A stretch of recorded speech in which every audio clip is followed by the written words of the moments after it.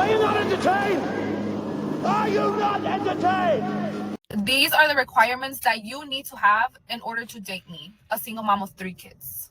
Number one is that you need to be making at least 130K a year, and you need to have at least 2 side hustles. If you cannot make 130K or more, then you are out of my fucking league.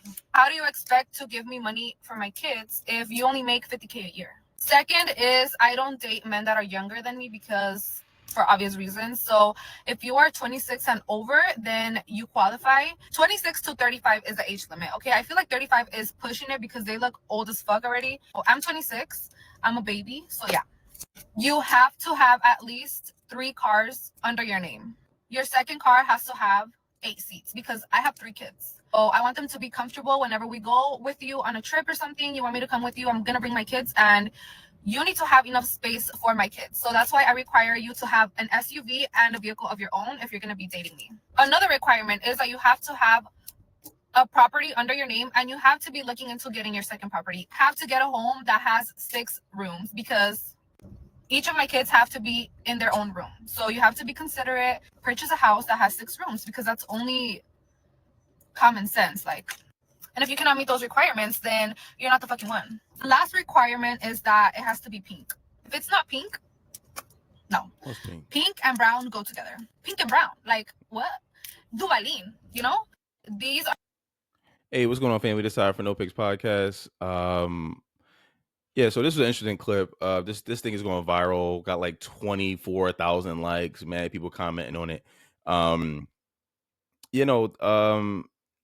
Let's assume that this woman is being serious. She's fucking delusional. 26, 3 kids. You got to make 130 grand. So, let's see. Got to make 130 grand to be with her, right? 26-year-old woman with 3 kids. Absolutely ridiculous. Let me see. Let me try to pull up the female delusion calculator real quick.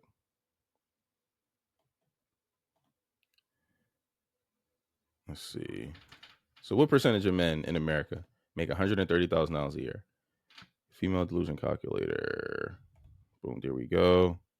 Share this out right here. Here we go. All right. What percentage of men in America make $130,000 a year?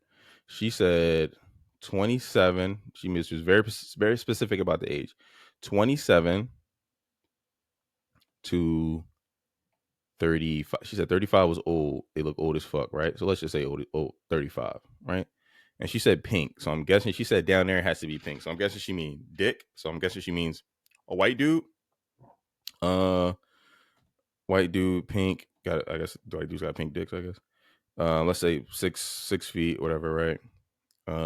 Minimum income, $130,000 a year. She wants. That's what she wants. That's what her requirement is. So let's see the probability chance of her finding this dude. So this takes into account IRS information and the census data. So let's see the probability that the probability of her finding this dude making $130,000 a year. White, at least 6 feet tall, making $130,000 a year. Probability not even 1%, 0.91%. Okay, so she has less than a 1% chance of getting this dude. This is delusion.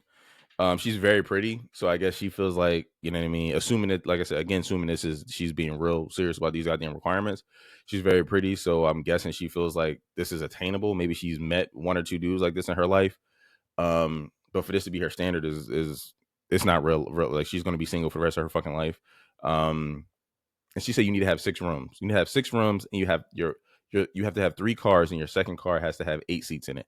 So what the fuck you need, like a limousine or something, a Escalade, like a luxury version of an Escalade? What car has 8 seats? Like the fuck?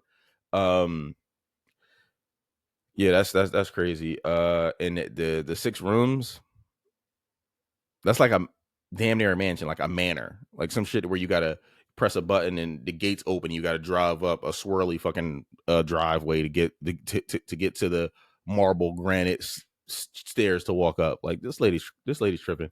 Yeah, no. She's tripping. and let's assume that she finds this guy, right? This guy pops out of nowhere. You know, she rubs the lamp thing. Genie comes out the bottle, gives her this dude. What the fuck does the guy get? What does the guy get? A pretty chick? Okay, you can you can get a pretty chick without 3 kids. You get a pretty chick without this entitled ass attitude. You can get a pretty chick. I mean, I just don't. Pretty ain't enough, yo. Pretty ain't enough. Pretty is everywhere. And what are you giving him? What are you giving him? Like, you got to take care of your kids. You want him to give you money for you to take care of your kids. Where the fucking baby dad at? Or dad's what the fucking S? Like, where they at? Go get us. This chick talking about something I want to do, make 130 grand. She's 26 years old.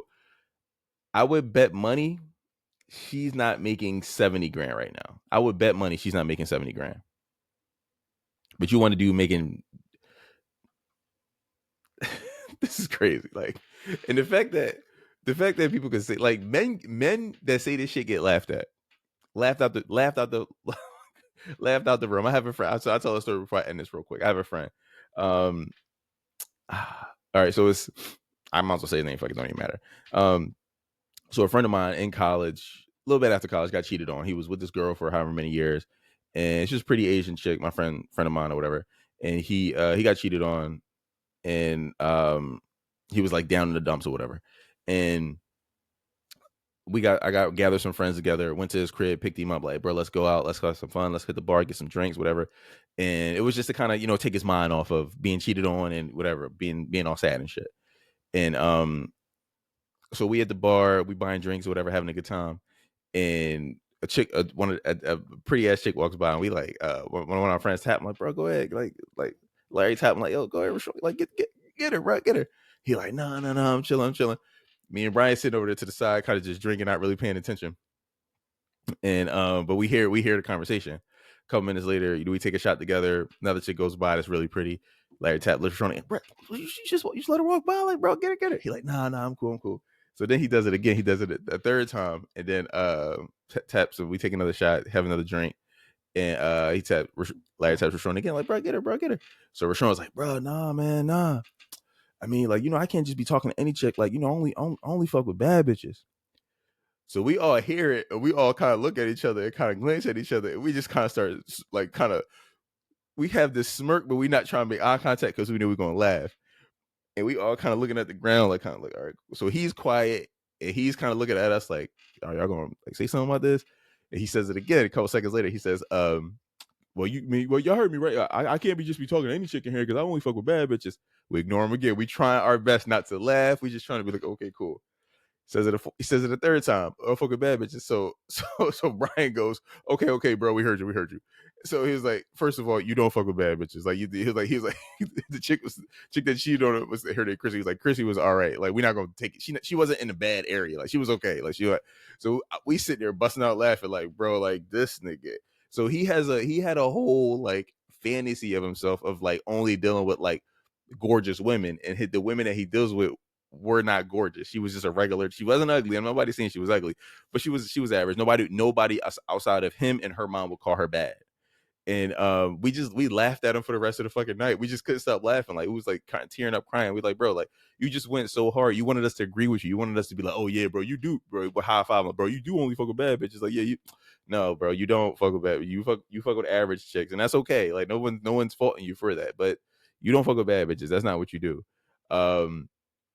So I'll point that out to say that, like, I'm hoping that someone in this chick circle will humble her ass one day and be like, yo, you ain't on that type time. You can't be asking for no nigga with no mansion. You can't be asking for no nigga with multiple properties. And, like, she was, like, very specific about her demands. Like, sis, you are pretty. No one's taking that away from you.